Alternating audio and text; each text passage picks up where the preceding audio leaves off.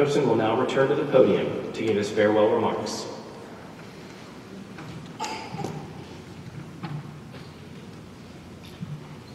So you just thought you were rid of me. Here it is, the day you wait for all your career.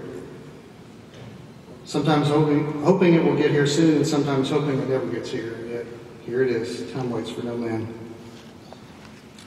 Admiral Mariski, Captain Dunga, Eric, shipmate, family, and friends, thank you again. My heartfelt thanks, especially those who have traveled a long way to be here. These last 30 years have been a great ride. It may be a common or cliched phrase, but I've been living the dream.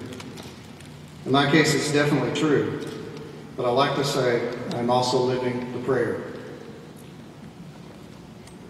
Especially since September 11th, 2001, I prayed to make a difference and do my best to work within God's will through the sacrifice.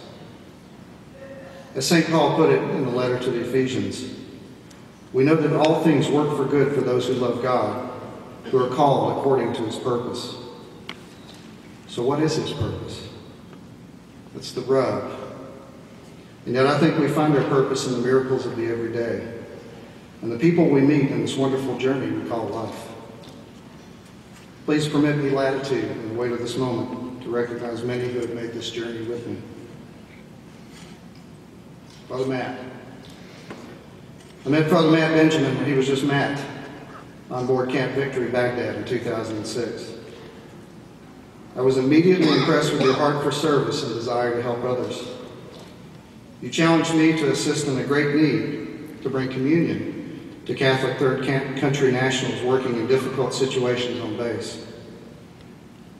I couldn't turn you down when I found out you were a former Force Recon Marine and a seminarian.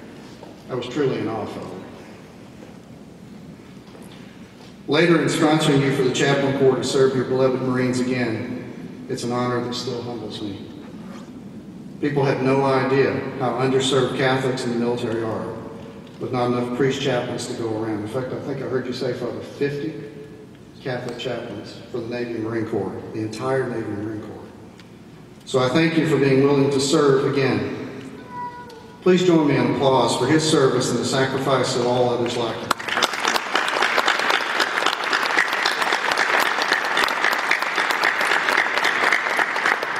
Thank you, Father. So friends, Commander Chris Rollins, I know you're here. I saw you earlier. There you are. We've been friends since 7th grade. Thank you for making the journey to be here, since it was you who started this whole thing when you witnessed my swearing in December 1988. I will never forget the blessing of flying out to the Enterprise in the Persian Gulf during her war cruise and my Iraq tour in 2006 in order to brief the S-3 squadron on board. And I got to witness you do cats and traps and night missions into Iraq and Afghanistan in the Hornet. Pretty cool to spend a week on board with a Cat 1 ops officer. Thanks for making it happen, Chris. Too bad the AC in our spaces wasn't working good, but I understand it got worse after I left. So anyway, just saying. And thanks for your 21 years of flying intruders and Hornets off the deck of a pitching carrier at night, day. And 45 years of friendship, but who's counting, right? So we had friends that didn't make it. Captain didn't make it. Captain Chris Stearns, you and I met at Aviation Maintenance Officer School in Pensacola in 1992. We've been running mates of sorts ever since. We've shared ups and downs in our service, but you, like I, found purpose and intent following September 11, 2001. Thank you for being here and sharing in the ceremony, Chris. Captain Ken Branham, I will never forget the weekends at NES Atlanta and the hours of debate over theology, philosophy, and life in general. Your thoughtful honesty, no matter how brutal it could be, after all, you are Mad Dog, right, Ken? Will not be forgotten. It was one solemn moment when I dropped you off at the Camp Victory LZ in 2006. You were in full battle rattle in Kevlar. I pondered the dichotomy of you from those Atlanta days. I didn't know if I'd ever see my friend again. Yet in 2011, it was you who reminded me that if I ever made 06, I'd like to deploy one more time. Yeah, I said that, Ken, but do you take everything on face value? But anyway, thank you. Thank you for the opportunity to serve again. Captain Paul Danner, thank you for being here, sir. You're one of those officers I always looked up to for your leadership and vision. I know that without your guidance, vision, and support and help, I could not have made 06. I'm eternally grateful for the mentorship you have given me and many other NRP officers. While skipper, in your true Tomcat fashion, you gave me probably the best compliment I've ever had. I won't say exactly what you said, but it was the effect of, I can't believe you're a DCO. So thank you, sir. No higher compliment in my view. Chief Warrant Officer Joe Meekins, you and I were compadres under fire in Iraq. As an OS2, you were a steady hand on the radio. Your experience as a commercially rated pilot was an answer to prayer and teaching, now Master Chief in OS2, Vanugapal, much needed radio brevity, if you recall. Constant Sanders, I remember. Anyway, thank you, Joe, for making the trip to come here. It's an honor to have you here with me, and I'm very proud of you that you made Chief Warrant Officer. There's no greater honor for a military leader to see those who you've served with be promoted. So very good. And I'm very sad that Master Chief Aviation Ordnance Tim Pascal could not be with us, Master Diver and EOD Tech. He was one bad dude in a fight and he had my back. But I hope to see him this coming weekend in Chattanooga when we have another. I've got to tell one story for Master Chief. He's not here, but on a convoy between Basra and Unkazar, I was nervous as a cat, as you can imagine, and every bit of trash or rock or on the road was an ID, or when we got stopped in traffic, you know, every person in the crowd was a hostile. And so I was constantly calling out the senior chief, hey, you see that, senior chief? You see that? You see that? He was very patient for a few hours. Finally, senior chief said, look, boss, keep that pea shooter ready. If one of them opens the door somehow, put one in their face. Otherwise, I got this. Roger that, senior chief, got it. I'm also sorry that Master Chief Vanugapal can't be here. Lots of stories about unusual, Joe backed me up on this, unusual conversations in the middle of the night while on mission. One of those was, sir, if a vampire bites someone with AIDS, are they infected with AIDS? I won't repeat what Senior Chief said about the other day. Oh, the other time was when I called home talking to Sharon and on a morale call from her comms trailer at Alfall Palace. Probably remember the comms trailer. And we had an IDF round land fairly close enough that it shook the walls and messed up our radios. And V shouted out, sir, did you hear that one? That was close.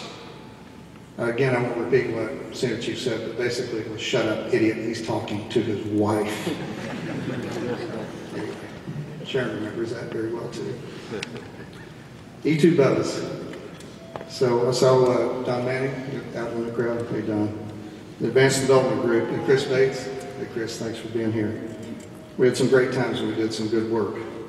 We helped bring capabilities to the E2 community and enhance its stature in combat. I like the description that the late Captain T.J. Block said. He said it's analogous to the space program at a fraction of the budget. It's very true. He did some good things he brought to the fleet. Remembering my good friend Lee Davis, I wish he could be here today, taken too early, but God rest him. Good friend. PGSS folks, Hoo-yah, Balloon Man. Where is Gary? Chad, yeah. Hoo-yah. Hoo-yah, yeah, gotcha. Yeah, Chad Seagarden, thank you. Eric Poston, Mike Dickerson, Doc, all you know those guys, you know who you are, Doc. Many stories to tell. I wish I could do it, but we don't have the time. But thank you all for being present here. You made a difference in PGSS. But again, special shout out to you guys. Appreciate what you did. Joey Walker, for our PGSS Dave Shoekegel, I've already mentioned. So a lot of good memories, a lot of good work. During my tenure as OIC, we had about 60 PGSS in country, in FOBs, forward operating bases, and combat operating posts in every regional command in Afghanistan. The statistics were staggering, but suffice it to say there were thousands of IEDs and ambushes discovered and thwarted, and hundreds of U.S. and coalition lives saved. I viewed the daily SITREPs and took praise from the ISAF-IGC staff, and they identified PGSS as the #1 counter-IED system in theater while we were there. No prouder professional moment than my FITREP debrief from then Major General Kenny Dahl, who was Deputy Commander, U.S. Forces, Afghanistan. It was all the efforts of the team, so again, thank you. Two poignant memories stand out for me, and they both involve you, Gary. The first is the September 12, 2012 Taliban attack on the invincible Camp Bastion, where we lost 6 Harriers and other equipment and 2 great patriots, and Otis Rabel and Sergeant Atwell. Gary and I met Otis at Mass on the Saturday before the attack. All now we were on the wire, you and Chad and some others. We were on the wire at the PGSS compound. We had no QRF defense either from the Marines or the UK because we were in no man's land between the 2 camps. The other moment I remember, Gary, you and I were on RAF Merlin, ODark 30, twilight, dark light, whatever. Just lifted off from Little Heathrow at Bastion.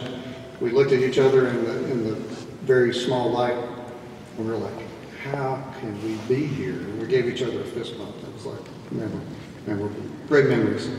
Talking to UK Army Colonel Webb during the air raid alert and bringing that balloon back in 72 hours, which was a record at that time. Standing on the gun line, looking out toward Indian country. Good memories. I'd be remiss if I didn't mention one with you too, Doc. Actually, a couple with you. So the first one, we're walking to Bastion DFAC, and IDF rounds start walking in to our position. So what does dummy 06 do? Not what I'm supposed to. I run for the bunker, and like lemmings, I drag a bunch of UK and Dutch soldiers, and we're all headed over to the bunker. For those who don't know, IDF rounds come in. You're supposed to hit the dirt, but I didn't do that. So anyway, we survived. And the other is your mantra, Doc, which was 3 lefts and a right and not carry your bag. We kicked some knuckleheads out of the theater. And then there were the God moments in Afghanistan, when Lieutenant Father Tom O'Flanagan at Leatherneck for several weeks, who is blood brother of Sister John Paul, who was in community with Sister Margaret Mary. Lieutenant Josh Bettis, a friend from my hometown in Chattanooga, who I met there. Meeting First Lieutenant Andy Cole at Leatherneck, who served at daughter Jennifer's wedding in 2008, and Joe, of course. And meeting First Lieutenant Joe Laudeman, who's a friend of Jen and Joe's. First Lieutenant Brian Anderson, who's a seminarian with my son Michael at St. Charles in Philadelphia. And Lieutenant Andy Monk Hayes, who's a mutual friend of Donna Manning. 231 days we worked together. So coincidence? Perhaps. But I prefer to think it was a reminder from a loving God that He was involved in my life. And many people were praying for me. So moving on, ASAP. Mike, where'd you go? Mike, there you are. Thank you, Mike Gangway, for having the faith to put me in charge of a very important effort with serious implications. I know there were some who didn't want us to succeed, but we pulled it off. Many thanks to Commander Krista Moses. It's fitting the 2 of you are sitting next to each other, for helping me stay straight in the labyrinth of Byzantine details regarding security class guides and international agreements with ITAR. Yikes. Again, thanks to you, Mike, and to Captain Pat Herring, who couldn't be here. And thanks to Benny Beleza and Eric, thank you for being here today, representing Benny, for making it possible for me to continue to support as a contractor. 6-0. One of the people who declined, initially said he was going to be here but couldn't be, is General Mazziello.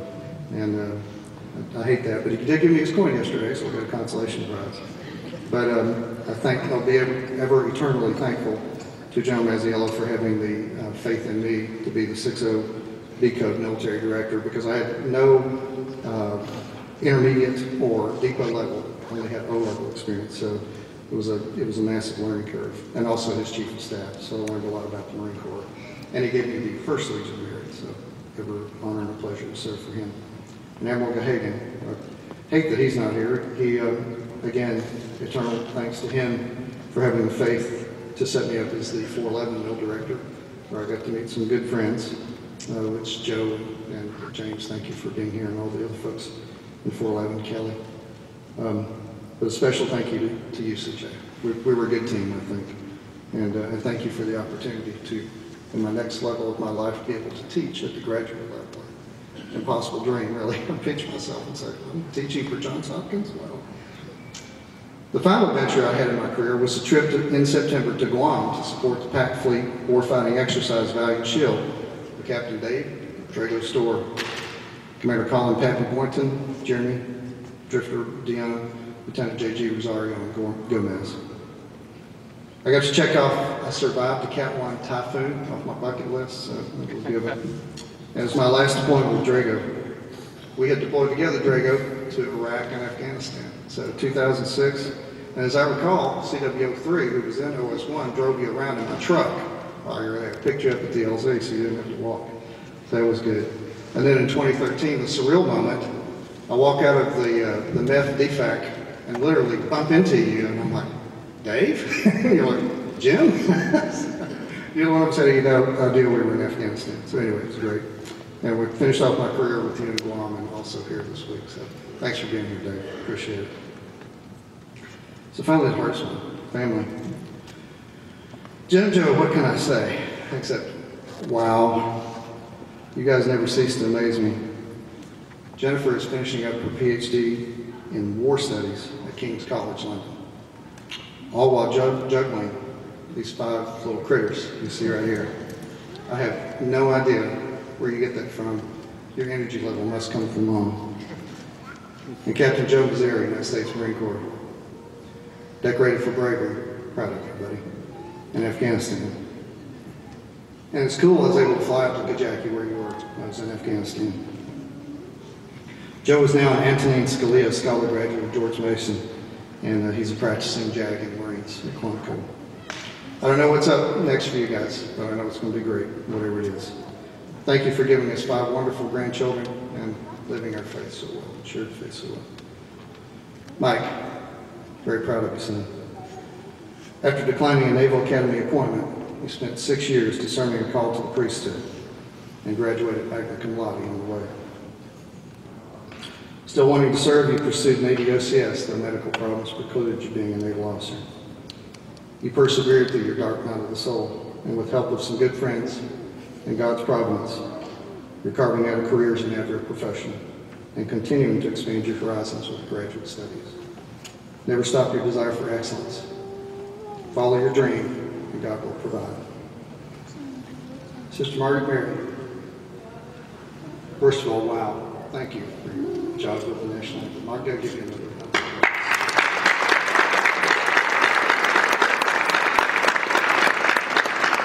I know you think you didn't do a good job, but you did. Standing up there without background, you did a great job. God has blessed you with many talents, but none more special than giving yourself totally in a religious life. Father mentioned sacrifice in his invocation. No greater sacrifice. Stay close to our Lord and our Lady, and God will provide in all things.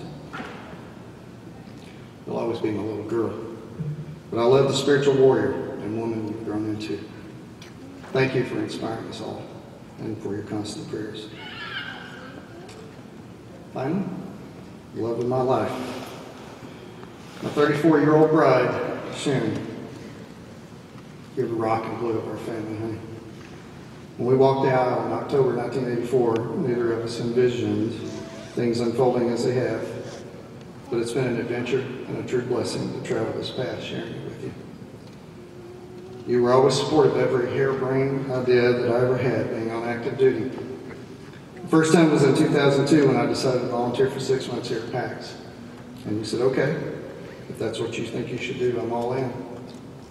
When I approached you in December 2005 and told you I wanted to deploy to Iraq, you weren't surprised. You knew what was on my heart. And you were 110% supportive, as were the kids. When I returned to work at TVA, I had a nagging tug at my heart that there was more I could do. So you once again supported me, coming back to PAX in 2007, this time for 3 years as a GEO bachelor. You were left to run the house, homeschool our kids, and generally keep our home together while I was an absentee husband and father. In late 2011, I thought there was more I could do, this time deploying to Afghanistan with BGSS. You were not only without me this time, but with this deployment, it was an empty nest when Elizabeth left to go to religious life. And finally, starting in 2015, I came back for 3 more years of GEO bachelor service and a series of ADSW active duties. Through it all, as you related to Vice Admiral McCullum in a heartfelt letter for which he gave you his coin, You did it without a spouse support group, as you might have had at active duty. By the way, thank you, Eric, for those words about reserve. It's very true. I think reserve wives have it just as hard as active duty. Sorry, Jen. Jen is an active duty wife. But this journey has been, you are a family, by the way, Sharon, as Everett McCullum said. This journey has been as a family, and you've been the strength through it all. Thank you seems to ring incredibly hollow, but it's all I can say. I love you. You're my hero, and I will always stand in awe of you. So epilogue. It's finally closing, folks. Thanks for your patience. So what do I want to leave you with? I want to leave you with a love for our country and our way of life. I want to thank those like me who are either at the end or near the end of their military careers for your many years of service. You stood to watch and you did your duty. Your sacrifice was worth it. For the JOs in the crowd, I say, keep fighting the good fight. If you can dream it and you work hard, it worked for this knucklehead, it can for you too. It can happen to you. If you have the opportunity and can work it into your life, volunteer for active duty. Just do it. Our country and our Navy needs you, and I can promise you will never regret it. But having said that, I'm also firmly resolved, as Conrad mentioned, you have to have the right life balance. I used to counsel those who report to me to use the mantra, family first, civilian career next, and then the reserves. I've now modified that mantra, that just as flight attendants tell adults to take care of their own oxygen masks before helping others, so it is with all our life. Take care of yourself first, mental, physical, spiritual. Take care of and protect your family next, then your civilian career, and finally your reserve career. And if our service comes to armed conflict to protect and defend our flag, our representative republic, the freedoms protected in the United States Constitution and the Bill of Rights, and save our country, for God's sake, do your best to do your duty. And Admiral, if you ever need me for that duty, please call. But I think my time in uniform is now at an end. You, the new generation of warriors and watchstanders, and others like you, along with the providence that the Lord has blessed us with, are our nation's one best hope, and this the greatest nation in the history of mankind. I think that John Masefield, the poet laureate for the UK from 1938 until his death in 1967, described very poignantly what it means to be a patriot. It's in your programs for those who have it. It's very special to me. He was writing about the British tar of the Royal Navy, especially in the days of sail, and yet it describes many of you here today who are so dear to my heart. Patriotism, in its true form, is of the kind I gave. It is not a song in the street, or a wreath on a column, or a flag flying from a window. It is a thing very holy and very terrible, like life itself. It is a burden to be borne, a thing to labor for, and to suffer for, and to die for. A thing which gives no happiness, no pleasantness, but a hard life, an unknown grave, and the respect and bared heads of those who followed. So thank you to all here present, true patriots. I think you all are. And may all of us find our purpose under the love and good care of our Heavenly Father. God bless you all, and God bless the United States of America.